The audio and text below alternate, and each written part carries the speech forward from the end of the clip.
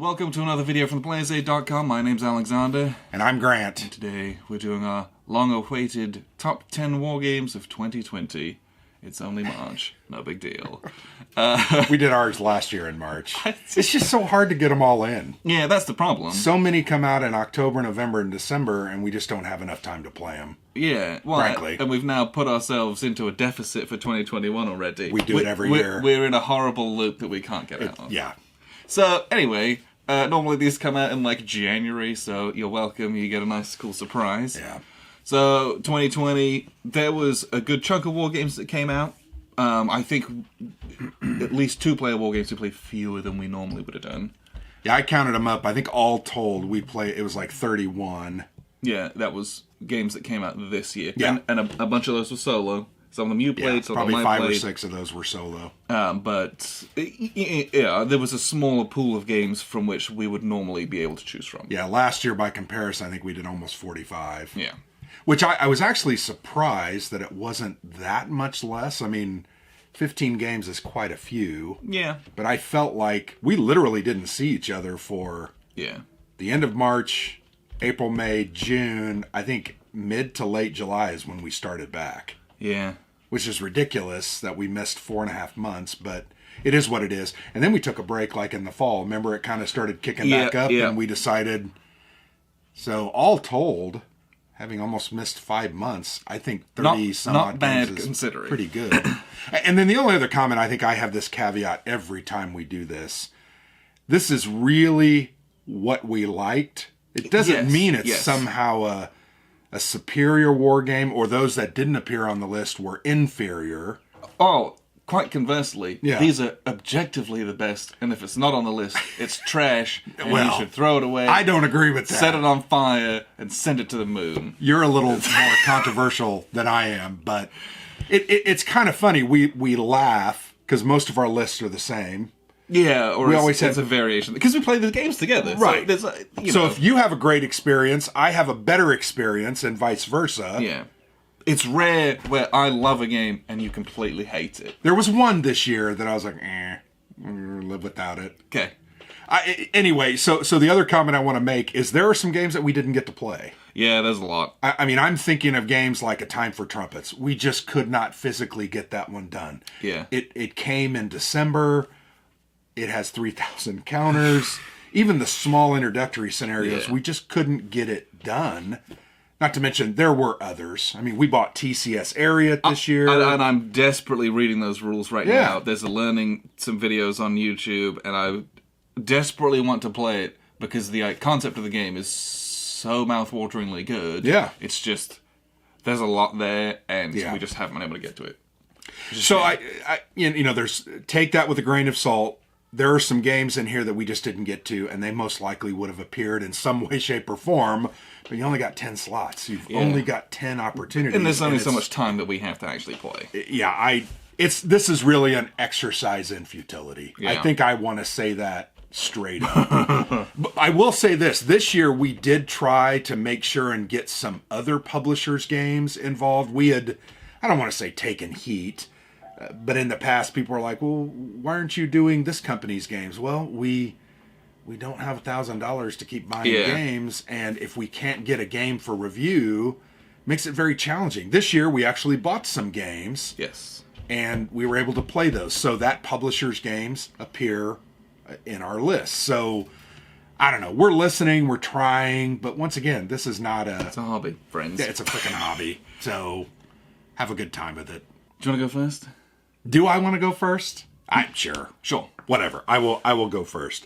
I'm trying to remember our order. Is there going to be any trouble with... whatever. It is what it is. We'll do it. Yeah. And if we flub it, we flub it.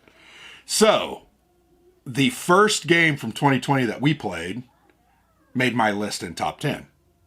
Number 10 is, and you may laugh, I really enjoyed this game. Oh, yeah, no. I really did. So, Struggle for Europe, 1939 to 1945 from Worthington Publishing. This was our first 2020 game? This is our first 2020 game. It feels like it was 2 years ago. So once again, remember until like February, we were still finishing up games from 2019. Then the crap hit the fan.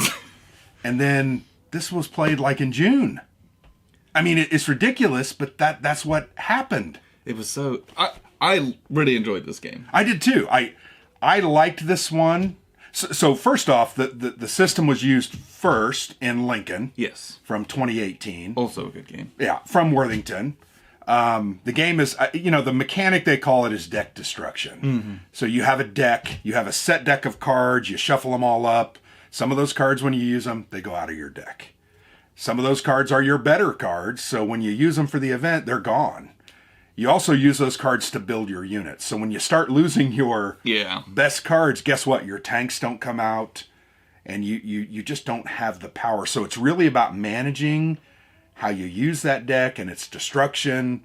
And then each year, you add some more cards in. So the second year, you add a whole nother deck in and you mix it up. And so it's a very interesting mechanic.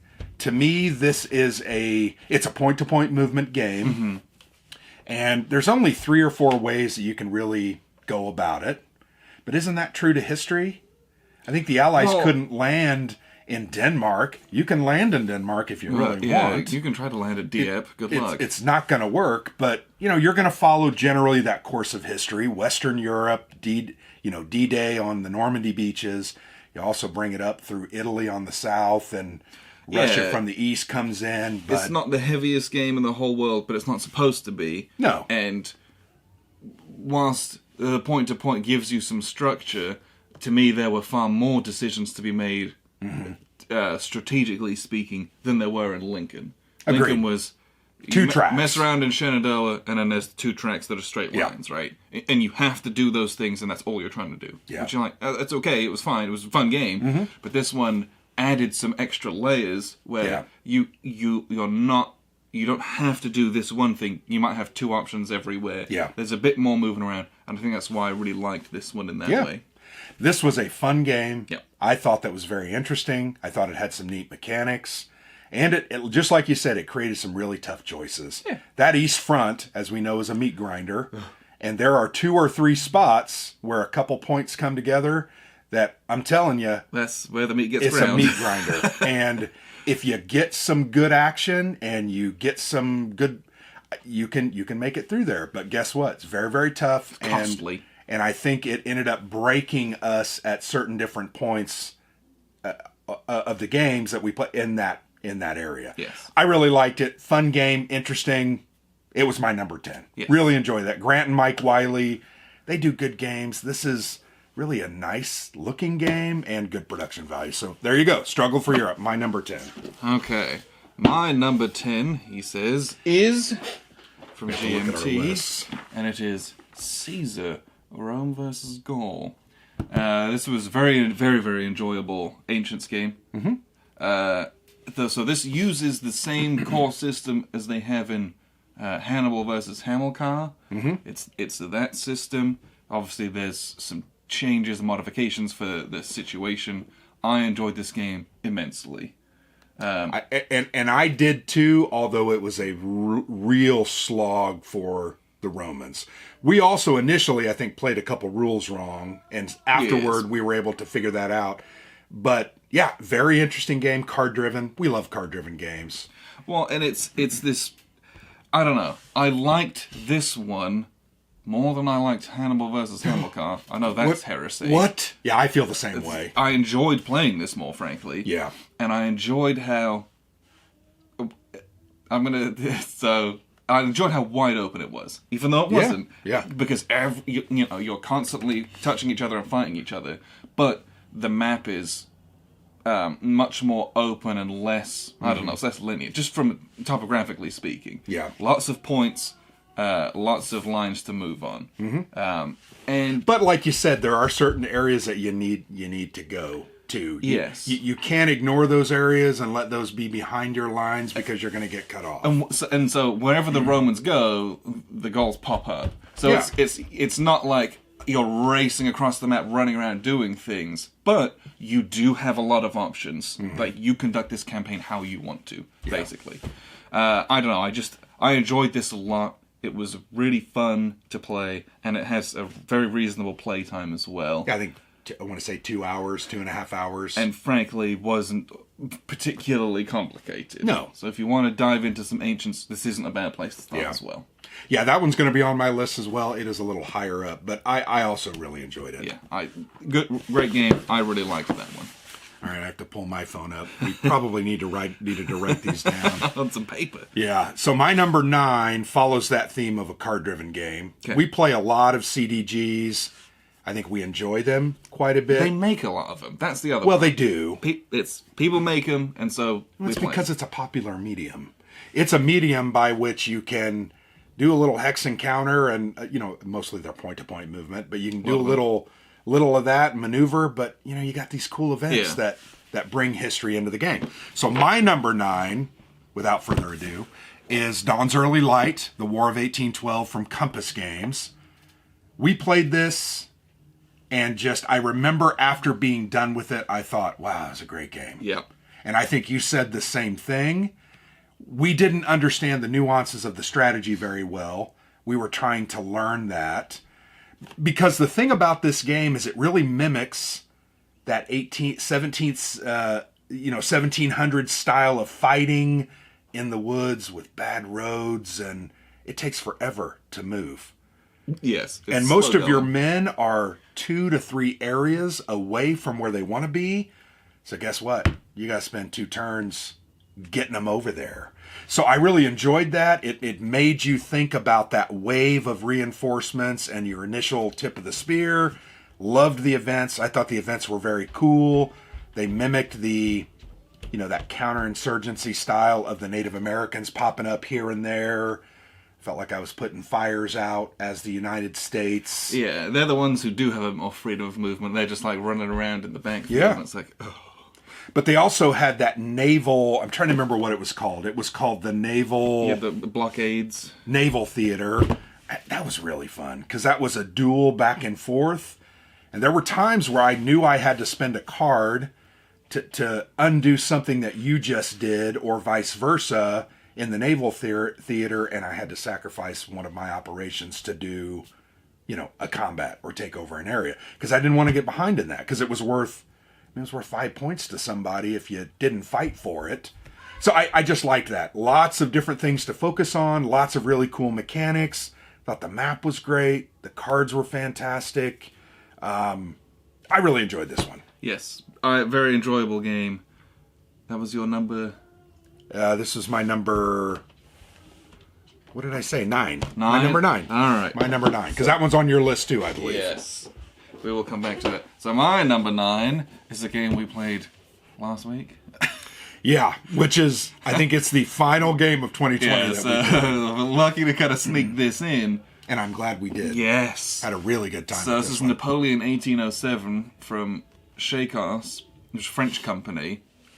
So this is an operational level game, and it's not OCS. Right? This is a point-to-point block movement CDG style game, but not blocks in the traditional sense. No. Of you take hits and rotate your blocks, but they use blocks. Yeah, you have a block on the board, and then it corresponds to an off-map kind of army formation box, which has their strength and stuff on it. They do have optional rules where you can hide those from each other, but they're still not the reduction. Yeah, they don't function like a Columbia game, for example. Yeah. But this game was really fun to play, and you get in good piece of history. The play time is very reasonable. I think we played it in 2 hours. Yeah, and I don't know. It was just, it's clean. It worked really well. It did what it was supposed to do, and you had some really interesting choices to make with movement at this scale and time period, and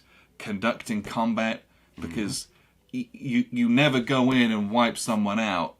You go in, you take a bunch of losses, they take a bunch of losses. The attrition's built into it, and there's mechanics that attrition over time will hurt you. Fatigue is what that's called. Yeah, it was really good, and if you can get hold of this, I would highly recommend this. Well, and this is a new company that we discovered. They also have an 1806. Yes. And they are working now on an 1815, Waterloo. Yes. I saw that. And I'm I saw the cover the other day.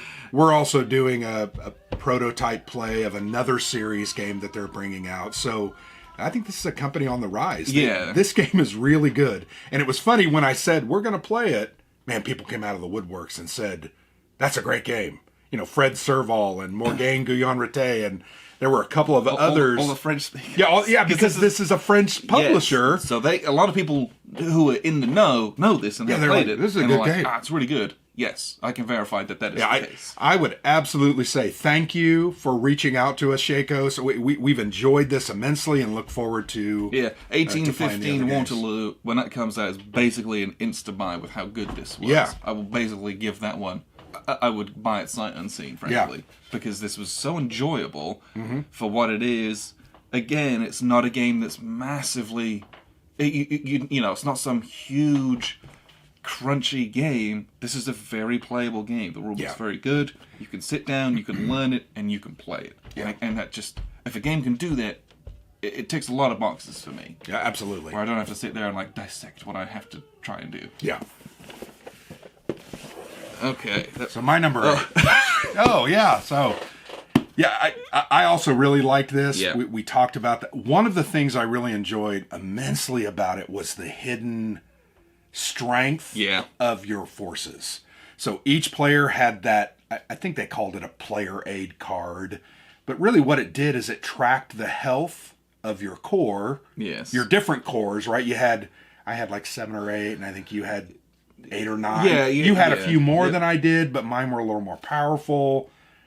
I don't know. Really love that hidden mechanic. I loved the concept of the fatigue and the losses from the combat system.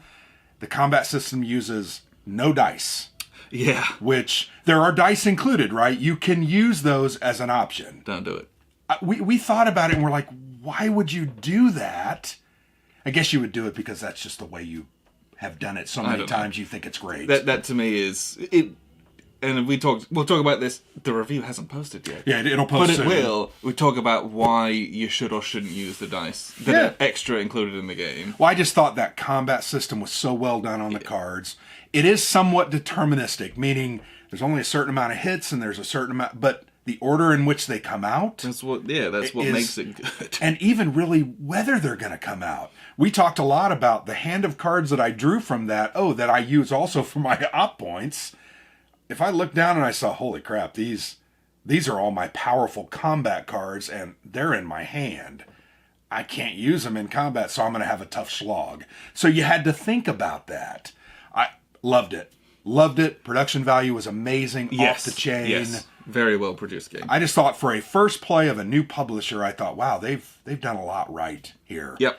So this is my number 8, Napoleon 1807. Dennis Savage is the designer. Really liked it. I look forward to playing more games in this system as well as from them. Yes. So anyway, my number 8, Napoleon 1807. So my number 8 game of 2020 is This War Without an Enemy. It was a little bit cheeky because we played this in 2019. We did. We played a prototype version and we loved it. It was great. So this is slightly more of a traditional block war game, where everything's the British Isles are divided up into areas with borders, and you have your hidden blocks, and they have strength points that you turn and twist. But there's a lot more meat to this one. This game does take a little bit longer than some of the Columbia games do, which can be very quick, which is nice and refreshing. But this one, it's got a bit more meat to it. Yeah. You've got your card play. The combat is a slightly crunchier. You have these little battle boards. Very, very fun to control that battle board. Yeah, instead of just lining them up like A, B, C, D, you have this little battle board, and you've got your cavalry over here. You've got your infantry who are with ranged weapons, combat, melee, and then you've got other boxes for reserves, and then your cavalry, when you charge them, you roll a die because they might just pursue the enemy, and you're can't use them anymore, they just bugger off. Just a really Which was so fascinating. Game. That die roll, I remember it being so tense, and it's oh crap, come back, where are you going? Yeah. Where are you going? Our left flank has now disappeared, and we don't have the ability to follow it up. Really a good game. Scott, I was looking for the designer, Scott Moore. I did an interview with him when this went on Kickstarter. This is with Nuts Publishing, by the way. Another French publisher. When I did the interview, I remember instantly thinking, man, this is a winner. And then we played the prototype, and I thought, damn, that's a good game. I'm sad this one's not on my list, because I did really enjoy it as well. Right. Gorgeous looking game. Well, the map heavily biased. Yeah, the map was really well done, from the different areas to the city graphics on it, and just the terrain was really cool.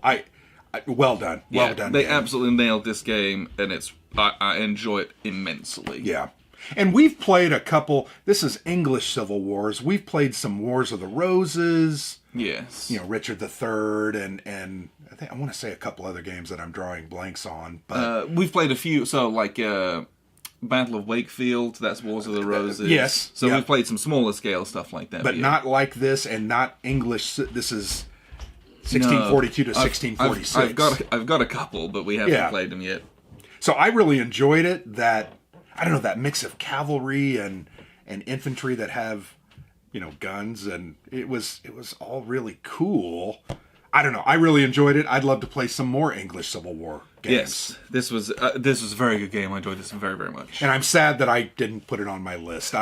It's hard. Yes. Squeezing everything in is not easy. And I think one of the things I always do, I ask myself, would I rather play this game or this game? And that's kind of how I determine it. And then I'll move that game up the list, because I'm like, well, this game I'd rather play than that game. Yes. But it doesn't mean that game's bad. Anyway, sorry. But yeah, that was a really good game. I'm sad that it's not on my list. My number, what are we on now?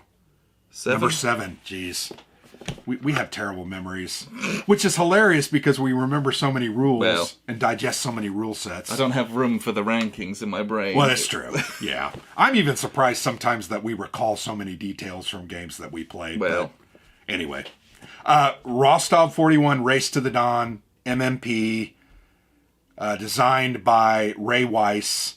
Dean Essig created this standard combat series. It's been around for a long time. This is, what did we say? This is like the 17th game in that series or something like 21. that. Oh, there we go. So 21, first game in the series. This series, first one was published in 1988. That's long ago. That's the year I was born. So long ago. I was, my gosh, I'm not even going to say, I was 15 in 1988. This is a classic East Front slog. In that Rostov area. Yeah, it's not the whole of the East Front. Yeah, right. It's just focused, it's a specific operational area. I'm gonna be honest. We had a really good time with this. Oh my gosh! The rules were clear. I thought they were intuitive. They were well written, really well written, and probably most of that credit goes to Dean Essig, who created the system. Well, yeah, it's been refined over 30 years. 21 volumes, and right? I don't know. What they were able to put into effectively 12 pages of rules with the game-specific rules is incredible. And there's a reason there's been 21 games in this series. It stands the test of time. Yeah, very playable. I thought I don't use the word fun a lot when we talk about war games, but I really had fun with this one. Yes. The different elements, the initiative and the determination of air power and overrun combat and trying to figure out the mire of how do I get these troops into there to do what I need to do and drive you back. It was just a good exercise. Yes, very enjoyable game. And if you have played a few games and you wanted to jump into Hex and Counter, great place to start. Pick an SCS game. Yep. And play one of those. Well, I think that 12 to 14 pages of rules is... How many times do we read 30-page rule books? Yeah. And it can become daunting. This was not. No. I thought the player aids were very well done. I thought everything was very clear. Even the map, I thought it was very clear to understand where the different terrains were and the different types of roads.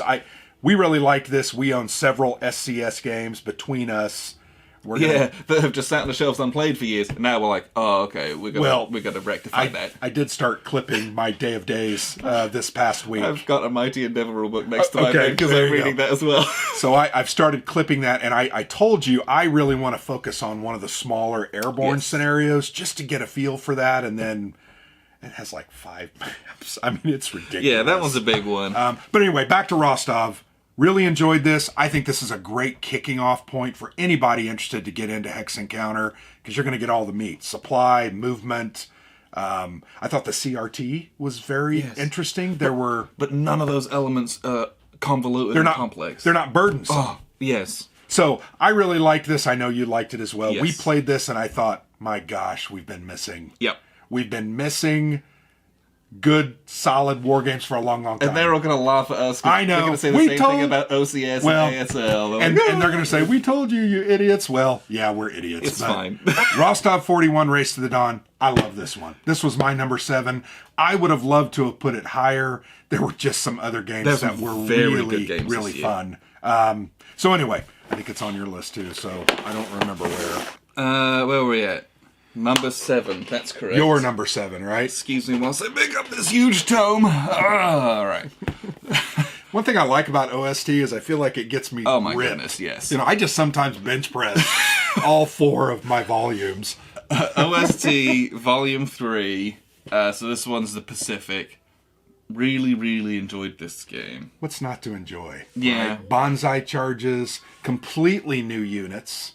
Both on the Japanese side, you had tank destroyers, you had, new terrain. The situations in this game were really very different from the ones that are in the previous 2 volumes. Yeah. Where Volume 1 and 2, you know, it's East Front and West Front in Europe, they, I don't know, one could be an expansion to the other and vice versa. Yeah. They're quite similar in that way. This one, I felt like, was very refreshing and quite new with what was in the box, basically. I also happen to enjoy Pacific Theatre games. We do. It's a fascinating topic. And the types of combats and the things that went on is very interesting to kind of play around with and learn about.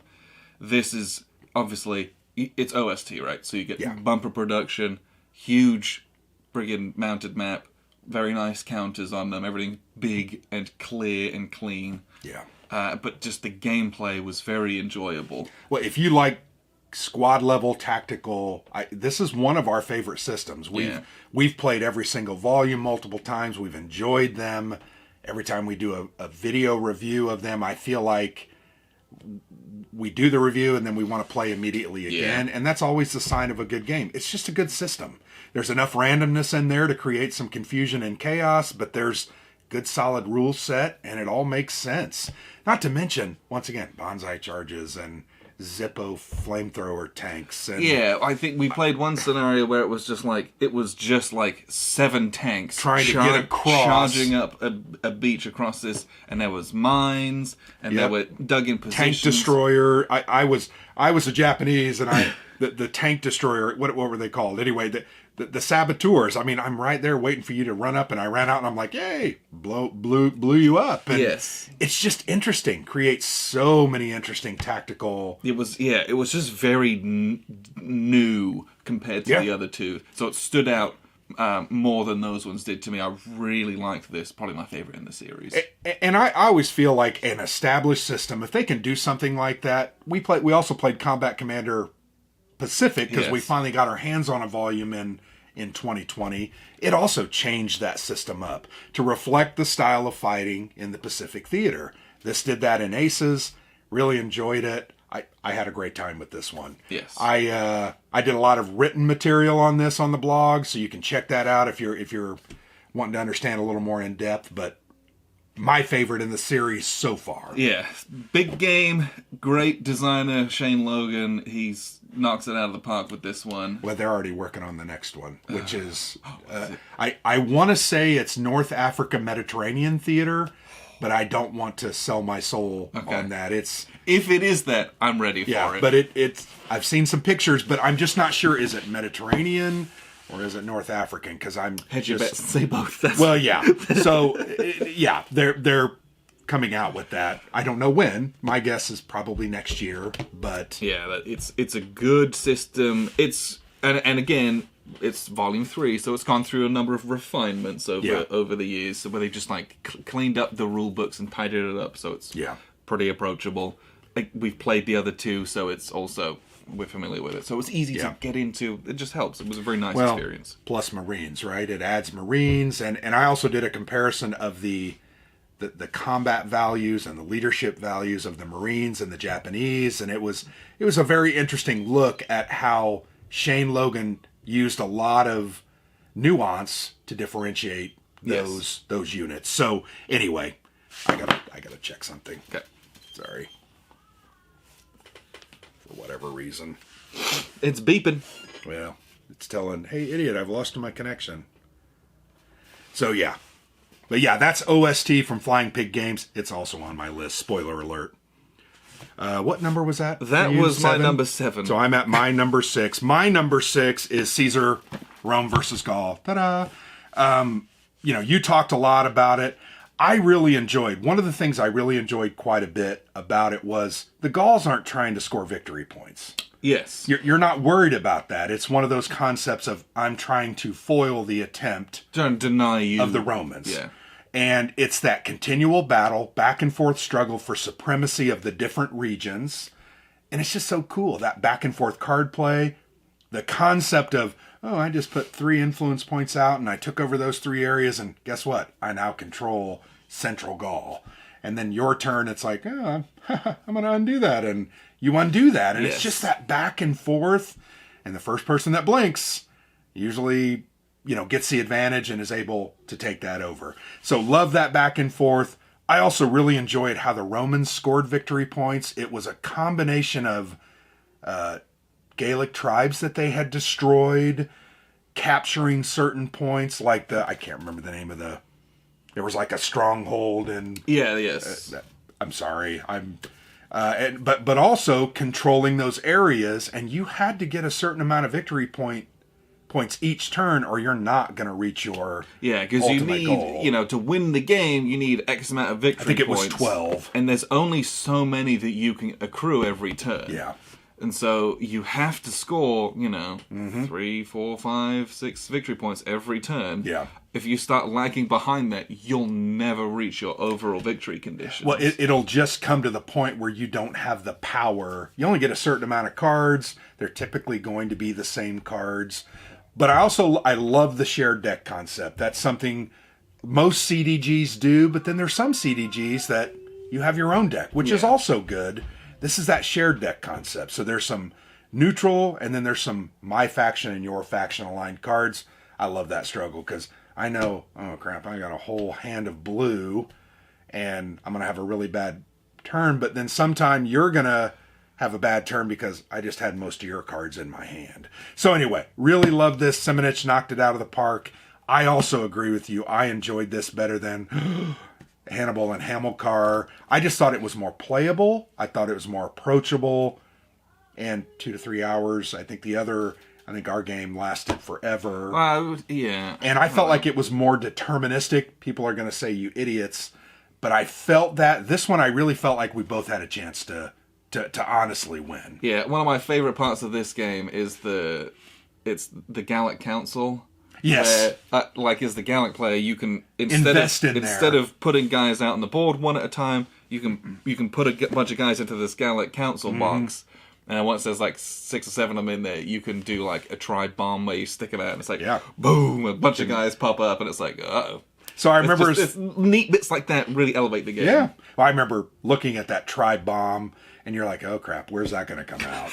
So you just know it's going to happen, and you just got to deal with it. Yep. We talk a lot about card-driven games are about dealing with the garbage that's going to happen to you. Yeah. So really like this. Once again, GMT Games did a great job. This is a beautiful game. Yes. I really liked it. So this was my number 6. Yes, my number 6, Dawn's Early Light from Compass Games. This was a very good game. Gosh, it's one of the things where when we're playing it and afterwards when we're kind of talking through it, the more I think about it, the more I liked it. Mm-hmm. Because when the gameplay is really good. It's very engaging. There's tough choices to make. Combat can be very decisive at times. Yeah. And so you might think you're in a strong position, but things can turn real quick. But you're only in as strong a position as your cards in your hand and what's happening on the board. And the board, especially up in the northern regions of the board, is very tight. Everything is right next to each other. Like, nothing's safe, basically. Yeah. But then, like, after we're talking through it, it's like, oh man, like the reasons why the board is shaped the way it is, the reasons why the cards are designed the way they are, and the way you get reinforcements and your limited reinforcement pool from which you can draw, how movement is structured where you can't blitz across the board. It is so good. Yeah. And for all of that, 2-3 hour game. Yeah, I think that, to me, that's always the amazing. You can play this in 2 hours and feel like you just dined on a huge war game. I mean, I don't know, very good game, I agree. Yeah. You know, you mentioned the comment, the movement, you know, it's because the Allegheny Mountains and it's all right down the middle of the map, and you know, you got to get across that. So that's why it takes forever to move. And it's just so well guys walking. Yeah. There's like there were no planes, right? There were no planes that we're aware of. You know, but you can't do airborne operations. You got to hoof it and build those roads as you go along. I don't know, very good game. Yes. Very good game. Excellent. And we didn't even talk about all the elements, but we have a video review on this. You can get into the details. We rambled for a long time. It's a very good game. I really enjoyed that. And that was my number 9, and it was your number 6. Yes. All right, so my number 5, we're down to number 5, which is crazy. This is also a game that we played near the end of the year. I want to say we actually played this on the same day that we played Rostov 41. So we kind of knocked out 2 big war games. It was a long day. And a marathon started at 8, and I think we were done at about 8 p.m. This one's much shorter than this one's like a 90-minute game. So this one is designed by Maurice Suckling, also from Worthington Publishing, Chancellorsville, 1863. This uses the same system that was used in Freeman's Farm to simulate the Battle of Saratoga from the American Revolution. This one happens to deal with the American Civil War in Chancellorsville, and it uses that same system. So it's a combination of card play to activate a leader, moving that leader around the board, and then come into contact with the enemy, and you roll a bunch of dice. The game's dice system is based on multiples of a certain number to get a result. You roll a bucket of dice, and you're looking for 2 of the same number within that bucket. To score that, or to do that. So there's bad results, right? If you roll a bunch of 1s, if you roll 4 1s as the attacker, you're going to take losses. Yeah, you trigger that one ability twice with each pair of 1s. And it can be devastating. Yeah. But if you roll 4 5s and 6s multiples, and you're rolling 5 and 6 dice every time generally, 4 to 6 I would say, so it can be very challenging to roll doubles, but when you do roll doubles, a lot of very, very cool things happen. Really enjoyed that system. There's also this economy, it's called Momentum, where you play these cards, you get a certain number of these black cubes, and then you can use them to purchase more cards that give you special abilities, or just to re-roll dice, which is very cool. So to me, that mimics a lot of the command and control in battles that, hey, I'm a strong commander, I'm going to will my guys to fight better. Does that make sense? Yeah, or it's momentum, right? You've done some battles, you're on the offensive, you continue your morale's to be on up, the and you chase the enemy down. You start rolling. Yeah, this is... I don't want to denigrate Freeman's Farm, but this is much better than that. Well, Freeman's Farm was the introductory game in the series, and I thought it was fairly basic, although it had some very interesting elements. But like this one's a step So that's up. like, right here, this is like... really good. Like the hidden movement's fun, and we didn't even talk much more movement in this. Yeah, and I that's one of the things I really like is this is not a static game. Yeah, static, not my favorite ones when it's like that. This one, there's a lot more movement. Yep, relatively speaking. Well, there's more ability to maneuver your troops to actually get an advantage from. And there's this whole little hidden mini map which. For the first, third or half of the game, it's like... You don't know where the other formations are. Yeah, there's only 2 or 3 spaces they can pop up, and when they do, you're like, okay. Yeah. I gotta rearrange. Well, and it was funny, because I remember one of the games, you were like, I was not thinking you were there, and I had taken that route, and it's a surprise. So it mimics that lack of intelligence or hidden movement of of forces, and I don't know. I really liked this system. I really liked this game. I agree with you. Better than Freeman's Farm. Yeah. Kind of a step up. I look forward to where they're going to take this system, because I think there's a lot of applications. You know, we've got American Revolutionary War, we've got Civil War. I'd like to see some of this in more modern combat. World War I, World War II. I think there's very interested to see what they do with it. But yeah, it's Vietnam would be fantastic for this with hidden units, and that could be cheeky. You know, anyway, really liked this. Yeah, nice head-to-head, quick playing game. Yeah, it's clean. It's not a complicated game. You could play this with basically anyone. And I think this plays in about an hour. Yeah. Once you know the rules, about 45 minutes to an hour, so you can play 2 or 3 in an evening and go on with it. But I really liked this one. I know you liked it too. Yep. I included it on my list. You didn't. Yeah, so. there was just... there's a ton of good games this You're an idiot. So, you know, it's just the way it is. But yeah, Chancellorsville 1863. Really like that. Okay, my number 5 is Rostov 41. We've talked about this. This game is very, very good. I think the thing... And I... Like, when we're playing it, I'm like, this game's awesome. The system's awesome, and I love it. Yeah. And I was having a hard time putting on my finger. I'm like, why is this resonating with me so much? And I've finally figured it out. Okay. Why I like this so much is because you set it up and you immediately start playing and fighting. Well, because it's just simple, right? Like, yeah. It's so clear. There are so many other games where you go through and all of these other different auxiliary phases and like, you know, 80% of the game is everything else, and 20% of the game is resolving combat. This, 80% of the game is resolving combat, and 20% of the game is, like, doing some initiative, doing a reinforcement. There is some of that maneuver element. I think I talked about that. Once again, trying to understand how to get my units around, because there's that overrun combat where you can't be adjacent to your enemy to do it, so you want to really attack from 1 or 2 hexes away. But that's it. It's...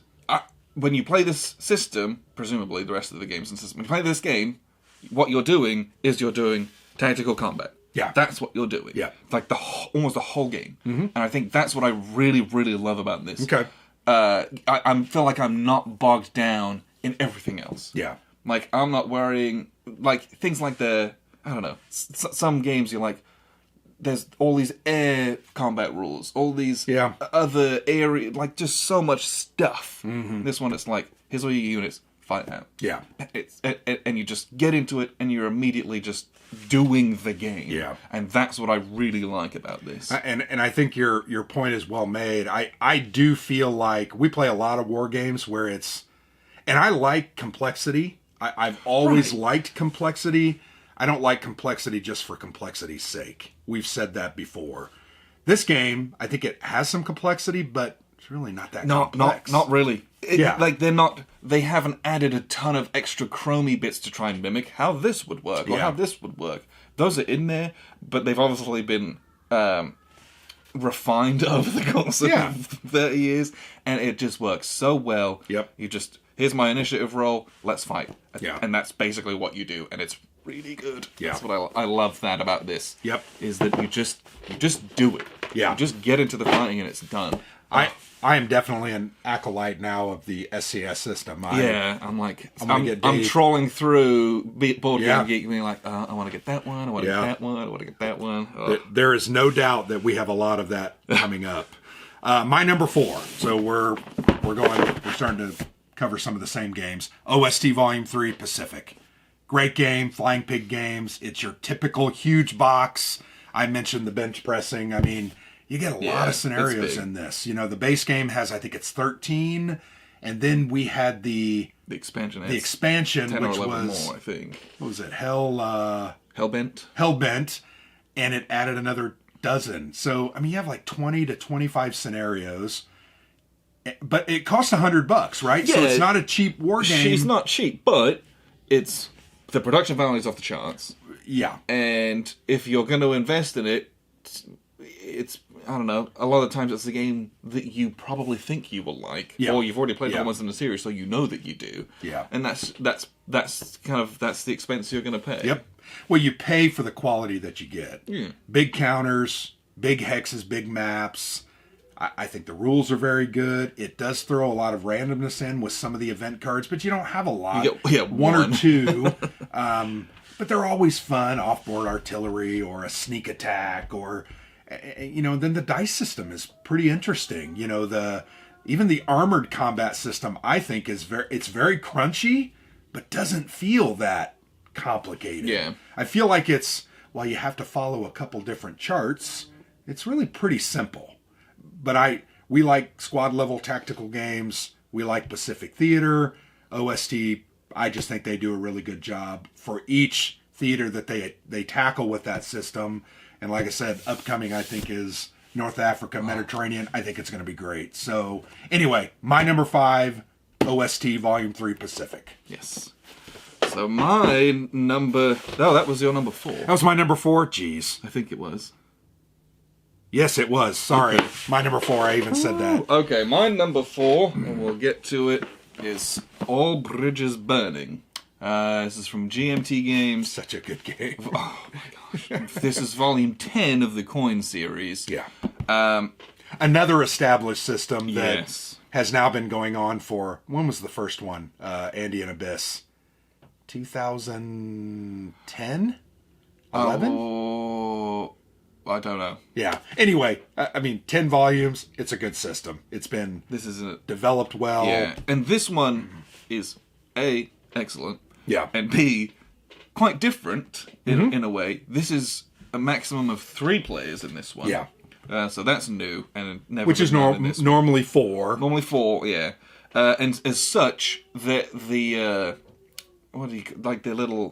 sequence of play, the little activation track is quite different. It is. It's a little different in how it works. It's kind of the same stuff in it, but the way that it works is a little bit different. We had a nice argument about that as we were trying to understand it, because we're coin veterans, and I was being obtuse, and you were like, "No, Grant, it's not that way," and I'm like, "It's got to be this way," but it wasn't. And then I'm like, "Wait, is it that way?" Yeah.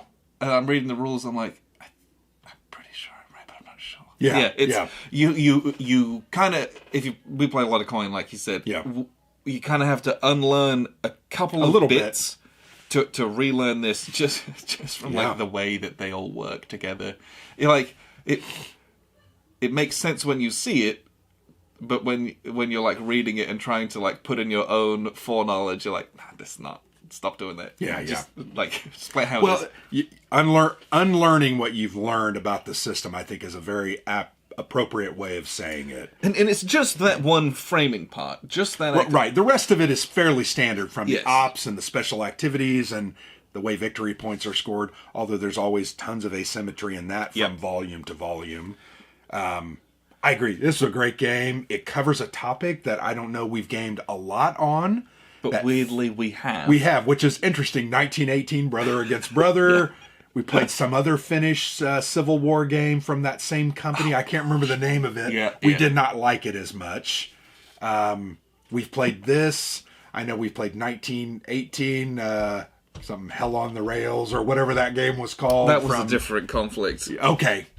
Anyway, we've played quite a few of these, and it's... Yeah, I've played more than one, which is interesting, but it's really well done. It's very good. The designer, Vez, I think he put a ton of time into making sure the history was well represented with the different factions. I think they play very, very differently. Very. And the bot system... is excellent. It's that card-based bot system that was pioneered in Gandhi and has now been included in this system, and they've now upgraded older systems like Fire in the Lake. Yes. We got the Trung bot a couple weeks ago.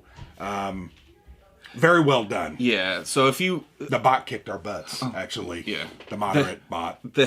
They released all that update kit. Yeah. It has an update to this. And I think they fixed some of the victory conditions for the moderates because it was too easy for them. But I don't want to say it was easy. We were more concerned with each other and we ignored the bot. Yes. But I felt like as we started to understand how they were trying to win, I'm like, damn, how are we going to stop that? I'm pretty sure they're patching some of the stuff in it. But this is I loved playing it. I enjoyed playing this. And this one also, some of the coin games, it's moving pieces around on a board, which is fine. But this one, and I also feel this way about Pendragon, there is there's kind of like a built-in story to this. Mm-hmm. Like, you go through the first half of the deck, and it plays this way, and then the second half of the deck is when, like, the war kicks off. The Russians come in, and the Germans come in. It's a little different. And so then, like, you're prepping for that kind of a thing, trying to vie for some positions and some power, and then when things start to kick off, there's some rules changes, so they add some bits and pieces in, and you start to get into the actual, everyone's shooting each other to death. And so before that, you're not really attacking each other. It's maneuvering. It's much more coin in that way. Yeah, you're building your bases. You're building your. You're bringing your personalities out. One piece, cheeky, flipping bits and pieces. Yeah. Then the troops land. And you're like, okay. It changes. All right. Yeah. So it's almost in that respect 2 games in one. 2 very different games in one. But it works well together. It's very enjoyable. I don't know. Playing this with the bots was a joy. Yes. And a lot of the times playing with the bots is a chore. And this one was not. And these bots, because the game is a little bit smaller, these bots are a little bit, I don't know, they don't have to be as complex. Well, they don't have to have as many options. Yes. Because there's not as many options for that bot to really choose from, ultimately. So it's very robust, and it works well, and it doesn't just do the same thing every time. Yeah. And so it was very, very enjoyable to play with those. So yes, All Bridges Burning from GMT. That was my number 4. And it will be on my list, so I'll just move it right over here. All right, so my number 3 is a game that I'm not sure we agree on it being on this list, but that's okay. Yeah, it's fine. Imperial Struggle. So this is a fantastic game. Good game. I believe it's a war game because it has those different theaters of war. And ultimately what you're trying to do is maneuver everything you've got to get resources to win those different battles. I consider that a war game. Sure. Now, there's a lot of Euro-based mechanics. There's some set collection. There's some, moving pieces around. I call this a war game because you ultimately end up fighting out those different theaters of war. I love this game. I had a great time with this game when we played it. Jason and Ananda, they have, once again, I think, knocked it out of the park. Twilight Struggle is amazing. We love that game. We don't consider that a war game. That one's definitely not a war game. I consider this more of a war game, but Imperial Struggle deals with that centuries-old fight between France and Great Britain for control of the world, right? From trade and commerce to colonies and, wars. They fought an entire 7 years war over control of America. And that's all reflected in this game. It's so phenomenal how it's done, from the tiles that you have to choose to take your actions, very cool, to the different benefits you get from controlling certain areas. You have to deploy your navy and your other forces. You can build fortresses to defend your areas. You're trying to collect goods. That was probably my favorite part of the game because it was the Euro part of the game? Thank you. It was just so interesting, though. It was control of those areas, and then I got a reward, which I saw it as, hey, I'm moving my troops in, I'm controlling this trade market, and then I get the 3 points at the end, or whatever it ended up being. You're not saying much. I don't know if you... Oh, no, I was just letting you talk. Oh, okay. This game is very, very good. Yeah. It's a pretty big step up from Twilight Struggle. I would agree. Because, in Twilight Struggle, you've got your influence in all the different places. You're trying to score that. It's basically what the game is. Yeah. This one, there's like 4 different things that you're trying to do. Mm-hmm. You're trying to influence and prep yourself to fight all of those different wars on like the off-map cards. You've got all of the diplomatic and prestige-based stuff that you're working on in mainland Europe, and then around the world you've got the economies and the markets, and then as a result of the wars you might influence other like fixed colonies, which will then influence. Like there's a lot of moving parts to this. Yes, and I really enjoyed playing it. Yep, it was really, really good as that. I can understand why this is quite... A lot of people were like, it's maybe a bit too complex for them. Totally. But for me, I freaking love this game. It was awesome. And the complexity really is just what you said. Understanding there's 3 or 4 different parts. Yeah. And then there's differences between the peace turns and the war turns. So I think once you get those things down, the game becomes, I want to say it slows down and you can understand what it is that you're doing. I just really enjoyed it. To me, it spoke to me because it was that good combination of some Euro-y mechanics, some card-driven style mechanics with the tiles, you know, where we're fighting over control. Oh, I just took over this market. And you're like, well, no, you didn't. I just took that market away from you.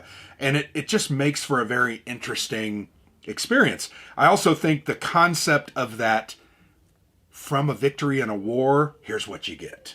You know, you got victory points, you sometimes got prestige, you sometimes got control of, like you said, a certain specific area on the map that you couldn't control otherwise.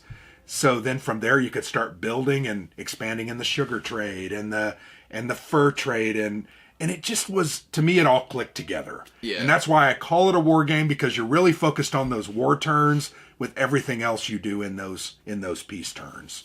The personality cards were also good, and I'm drawing a blank on what they were called, but they gave you certain abilities and benefits, right? And you had a certain amount of them, and you could only play a couple of turns, so you really had to make a decision. What am I doing this turn? Really enjoyed that as well. I just thought this game was great. They do have some, with that update kit, there are some updates to the map. Really? I've studied it a little bit. I don't remember everything that's getting changed. But I really, once we get that, I would like to play this again and see how that changes things. I don't know. I really liked it. Back and forth 2-player game that I thought played in 2 hours and really gave me a lot of satisfaction. Yes, it was a very good game. Imperial Struggle, my number 3. Number 3, okay. My number 3 is, let me fish it out, solitaire game, Target for Tonight. I just love this game, that's all. It's really fun. And I have not played it. No. You got the copy, it was during pandemic, and you played it and loved it and did a review of it. And so this is one of those narrative-based story generator style games, like Silent Victory. This is done kind of in the B-17 Queen of the Skies style. It's very similar to that, if you like that. Except this one, they just like beef it out. So there's a ton of extra detail in it. And what that means is that, you know, gameplay-wise, you roll on a few more charts than the older games. And isn't that the complaint that everybody has about these style of games? Yes. And I've played Silent Victory, and you have like 7 different charts, but I'm okay with that. Right. Because I understand that's what it is. This one's 15 different charts. This one's more like 20 different charts. Right. Yeah. So, but still, that concept of I'm rolling on these charts, and in my mind, I'm creating the narrative. Yeah, it's almost like a role-playing game. Yeah. But, you know, if you don't like that, you don't like it. Yeah, you don't know like that it. about this. Don't worry about it. It was funny. I saw someone review a game that is just like that, a narrative-driven solitaire game, and they were like, I hated this. And I'm like, didn't you know that's what this was? Didn't you know that you had 25 charts to... And it wasn't even this game. It was another game.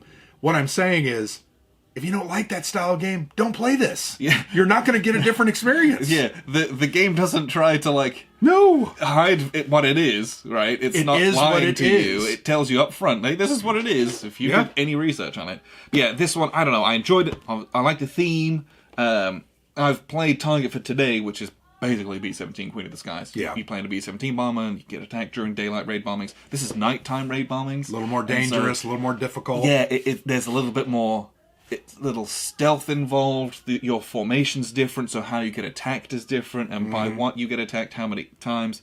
I don't know. I really, really enjoyed this. The games that I've played have been very tense, because you do not want to be discovered, because they pounce on you. Yeah, if the night fighters get you, it can be ugly. So do the night fighters, do they have tactics like they did in Interceptor Ace and some of those...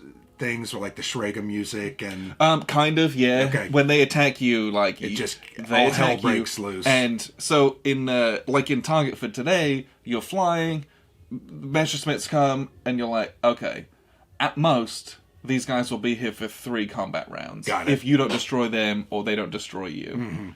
In this one, you can't shake them. Got it. Like, you cannot shake them like, one of you will die, basically. One of your crew members is going to be a casualty. There's no fixed combat turns. Okay. Like, you might lose them in the darkness, you might get very lucky that way, or you might kill, but it's not like, you can't bank on the gaminess of, okay, I'm just going to survive 3 turns. Right. You can't. Because then they're going to go away, buzz off. They could stay there for longer than that, and you're just getting shredded the whole time. So, I don't know. I really enjoyed this one. Very Steve Dixon and Bob Best. They're kind of a dynamic duo regarding air warfare games. I mean, Target for Today, Target for Tonight. They're working on one called Skyhawk. Which looks amazing. Which is Vietnam, 1965 to 1970 something. But it's, I mean, that looks really fun. That one looks interesting. Really good. Yeah.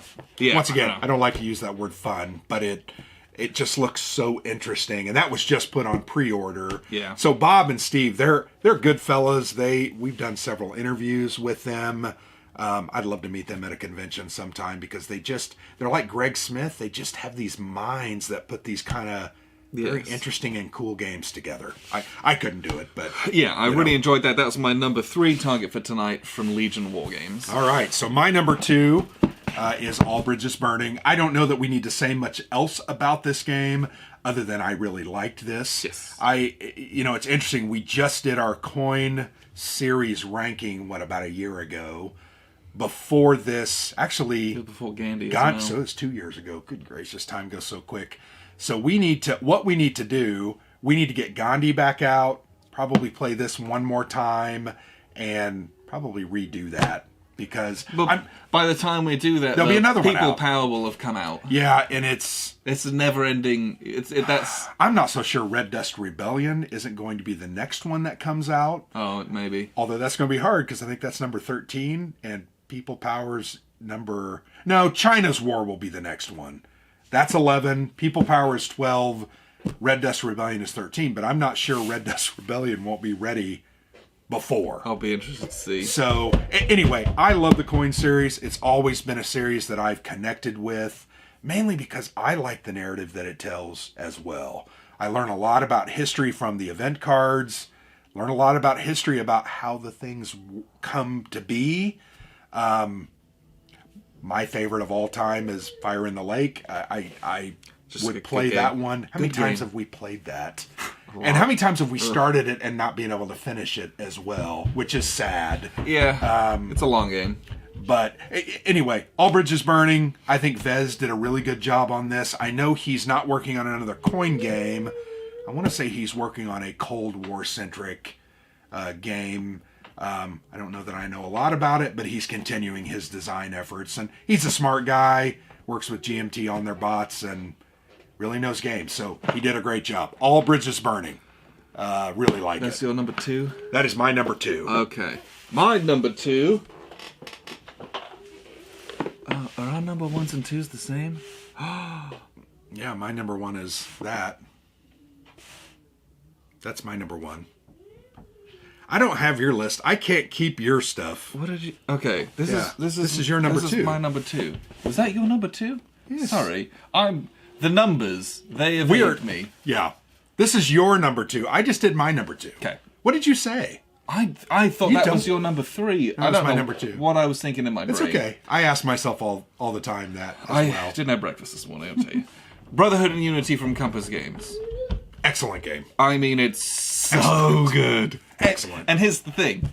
This is my number 2 game of 2020.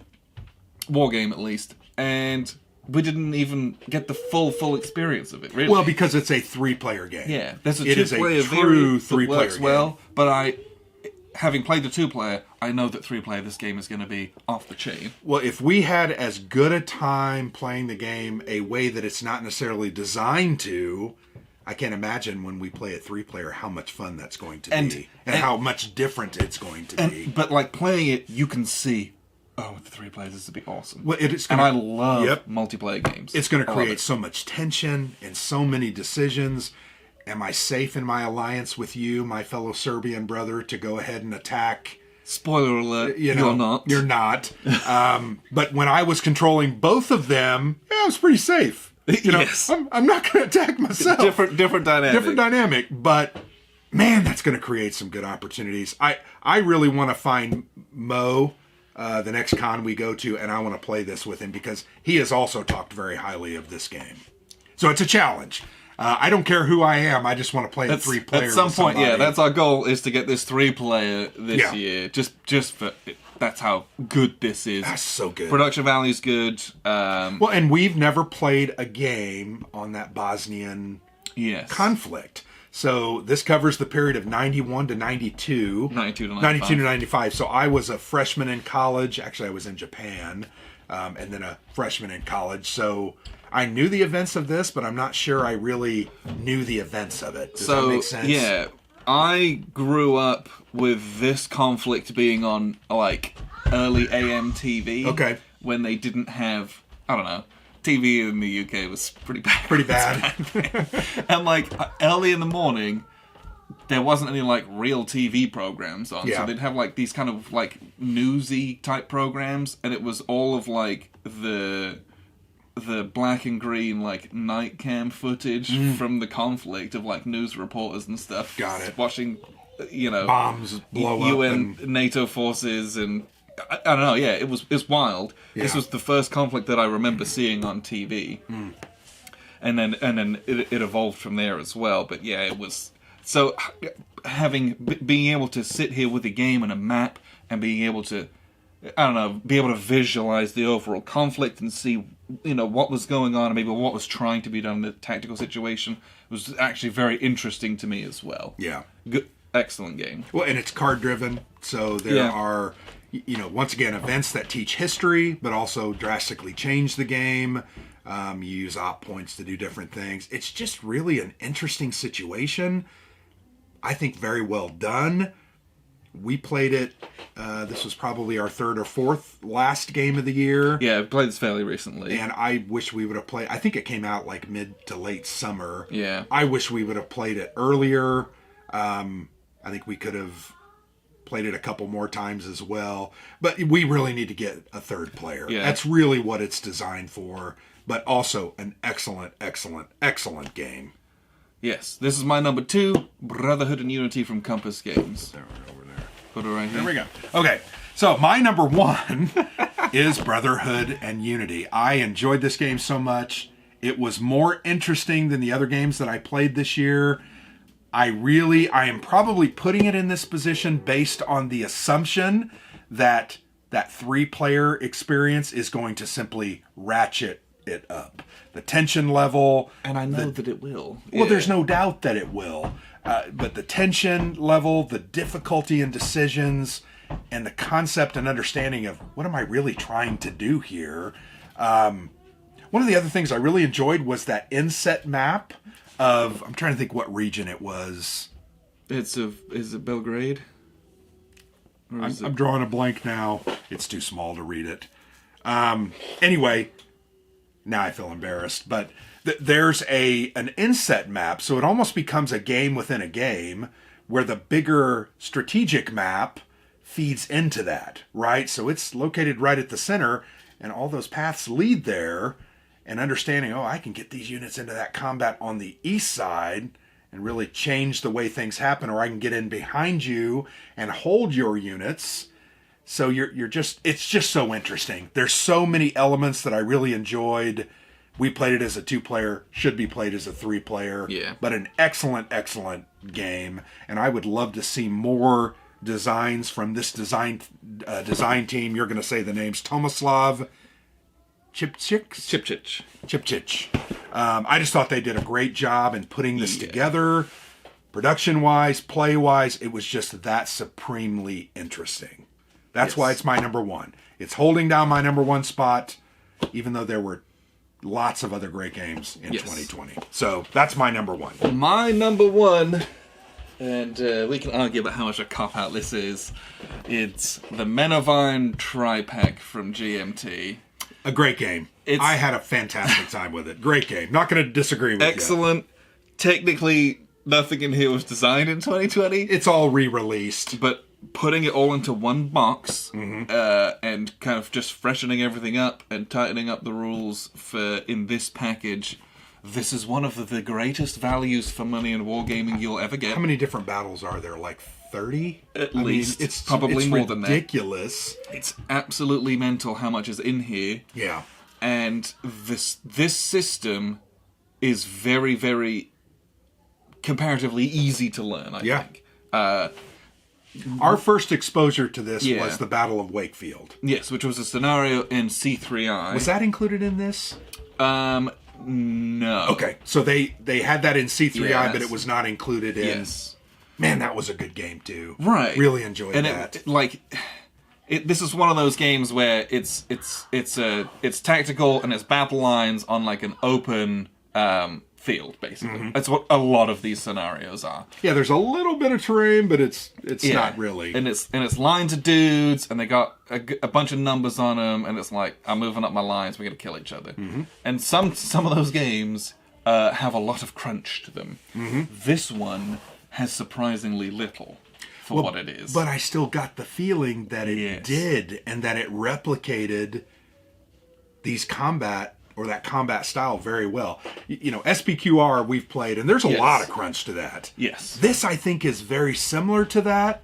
So this being totally different, but it's similar. Is very similar to the simple GBOH rules. Right. Which we played that as well in SPQR, right? Those share a lot in common with this. Yes. And so, I don't know. So the rules to me in this are actually eminently playable. The actual rules of the game in this, not that long. Right. And so you line up all your counters and you get going. And with how much is in here, it's so much value. You get different periods within this You get style. Crusades in this. You get Wars of the Roses. And the Men of Iron covers, I'm trying to remember what period that covers. I don't know, but it's all 14th century. Yes. But like, there's small scenarios to learn with. Big scenarios to play around with. We played a really big one. I had a lot of units to control. Yes. But it was fun. And they're, whilst they might look similar with your big outlines, and they play very differently with the units you have, the leaders you have, the situation that you're in, and the different special scenario rules that you have as well. And another big reason that I love this game so much, play it solo. Really, really easy to play it solo. So that way, I don't know, you're actually going to like play these scenarios. Like some of the games you're like, oh yeah, I've got this game, there's so much in it. Yeah. Or we can play it like twice. Play it 3 times. Yeah. And there's so much that's unplayed in it. Because this system is so easy to play solo, you can play through all of them. You can churn through it, and each scenario will have some optional rules within it as well. And you play a game twice, it's never the same. So within those multipliers, there is an unconscionable amount of wargame in this box, and to be able to access this style and period of history, and for it to be easy to learn and fun to play, it's a huge win for me. Yeah. And, you got 3 games in one, basically, which is a really nice way to do it. And I agree with everything that you've said. I think the system is amazing. I think the game is amazing. I had a great experience with trying to get out of it what the designer intended. Really enjoyed it. I just didn't put it on my list because it wasn't a 2020 game. It came out in 2020. Yeah, no. But these games were designed years ago. And I fully accept that. Yeah. But yes, this was my favorite game that was released this year, yeah, I guess. Yeah. So, that's my number one. It was Manivine Tri Pack from GNT. And I will not disagree that it wasn't a great game. Yes, excellent. It was great. So, okay. So that's top 10 war games. We've got a few honorable mentions. Yeah, we do. And really, we have honorable mentions because it's just so hard to leave some of these games off. Yes. I feel bad leaving them off because they were good games. Like, period. Really good games. We just found these other 10 to be more compelling and more interesting. I've got probably 14 honorable mentions.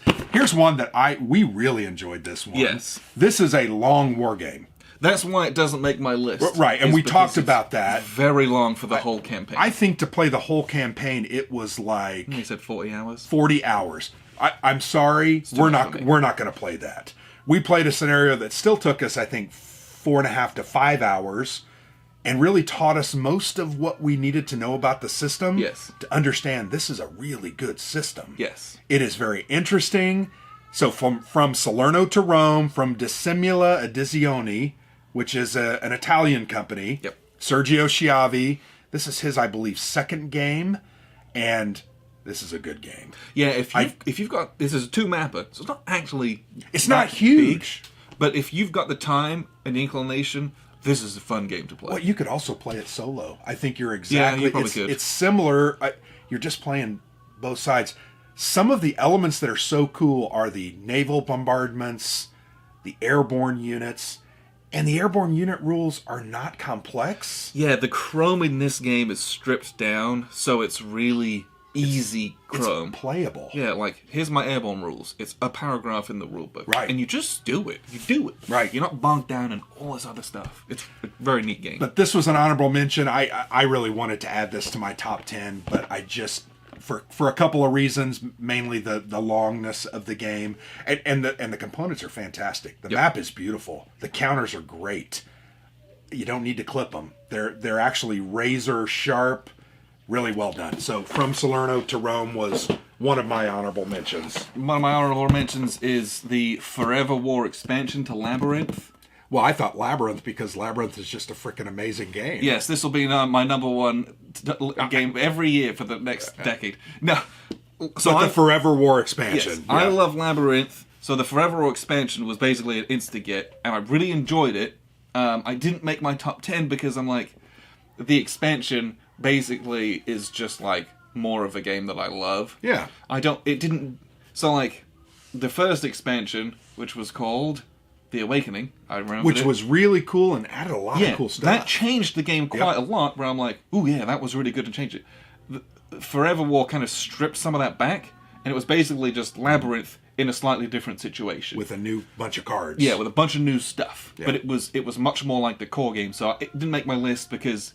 But it was still awesome. It was awesome, but it was like... Yeah. It was more of just my favorite game, rather than like it's a whole new thing. And I agree, it didn't make my list just because... And I'm sorry, Trevor, you did a fantastic job with it. It's 10 out of 10, and I would recommend playing it. There were other games that I felt were more deserving, but we'll play that again. Yeah. We've talked about doing the entire... this high deck with all the cards in it and spending an entire weekend doing that. So yeah, I agree. Another game, this is a very light game, and it's probably the reason it didn't make my actual top 10. Napoleon Returns 1815 from Worthington. I'm surprised I actually have 3 Worthington publishing games on my list this year. They've started making some really good games. This game is just fun, right? It covers the Battle of Waterloo. It uses a very cool card combat system that is very light. Yes. It's not tactical. It's not really heavy into strategy. It is about getting as many cards as you can and then tactically playing those based on what I think you might have in your hand. So I really enjoyed this, had a good time with it. We played this in like an hour and a half and really had a great time. Yeah, this is the kind of game you crack it out and you play it with your dad on like Christmas. Yeah. It's because it's not super mega heavy, but it's nice components and it's fun to play with. I really had a good time with it. So this is an honorable mention for me. Honorable mention also didn't make the list is because it's a reprint. Combat Commander Pacific. This is the first time we've been able to get a hold of it, and we love Combat Commander. Yeah, so this is Volume 3, and this is the one where they really refined some of the rule sets in it, and made some changes over the Melee first 2. is very different. It's just, you can now run away from Melee really without, and that's cool, because it represents the history of the time. Yeah, it's very, very good. It's Combat Commander. What's not to like? Cleaned up, very, very nice. I'm going to do a written series on that coming up for the blog. So make it count. So just one additional game, a couple additional games. I'm going to make comments about. Shores of Tripoli, fantastic card-driven game. First game from Fort Circle Games. Yep. We've been following this one for a couple of years. This is the Barbary Pirates. I had a great time with this one. Yeah, good introductory game. Yep, and really quick to learn and pretty simple. Right? Yes, quick to play as well. Really enjoyed that one. Another one I really liked was Freedom. We played a prototype copy of this game. It's a card-driven game based on a siege, and I enjoyed it. You have to worry about everything. You have to worry about food. You have to worry about how you're received in regions. You have to worry about the combatants on the walls, and I really had a good time with this one. Very good game from Phalanx. I just thought there were other games to add to my... Do you have any more honorable mentions? No, I don't. So okay, I'm going to do two more. Bash these in. I'm sorry. Stilicho is a solitaire game. This is the follow-up to the Wars of Marcus Aurelius. And when I say follow-up, the same designer, Robert Dulesky. Right. Fantastic solo game. If you don't know Hollandspiel, you need to get at least one of their solo games and give them a try. They're fantastic. Stilicho. And finally, Undaunted North Africa. I'm sorry that this didn't make the list. It was a lot of games I liked it. I did not like it as much as Normandy, but it does feel very different. I think they succeeded in making it feel different. I really, really liked this. I think I liked this more than you did. Yeah, I think you made that comment that day, and I was like, yeah, it's a good game. I'm not going to argue it's a good game. I just like Normandy better. Yeah. But the smaller scale, yes. It's really individual commandos, and I had a good time with it, but it didn't make my top 10. So, David, good job. Excellent. Osprey Games, Undaunted North Africa. Reinforcements is coming in 2021. So, another new battlefield and area to play should be fun. Yes. So, my honorable mentions. I think that's everything. So, thanks for sticking with us. Yeah. I know it's been long. But yeah, we played a bunch of good games this year. I felt like this year there were like a bunch of really good games and it was really hard to make a list out of. And then there was like other games where it was like, that's okay. Yeah, we played a lot that I just thought, yeah, it was solid, but not my favorite. Yeah, but like the ones from which I had to pick and make a list from was very, very difficult. It was. Because there was a lot of game. Like, if you took like my top 5 or 6 games and you shook them up and made a list out of those, I would fully agree with that list on any given day, basically. Yeah, it's hard. And these lists are hard to make anyway. Yeah. So, but yeah, 2020, as sucky of a year as it was, it had a lot of good games. Yes. I just wish we would have had the ability to play more of them. Yeah, that's the problem. You miss out on different cons where we play like 5 or 6 games each, and we go to 3 or 4 of those every year. So there was just fewer opportunities to play. So there would have been more. Unfortunate. There's easily 15 games that I still want to play, and we may ultimately play those. Yeah. It's just there's just too many. It's always a time thing. Yeah. It's always a time thing. So. Top 10 War Games of 2020. Hope you've enjoyed that. Appreciate you guys tuning in. I've been Alexander from theplayersaid.com. And I'm Grant.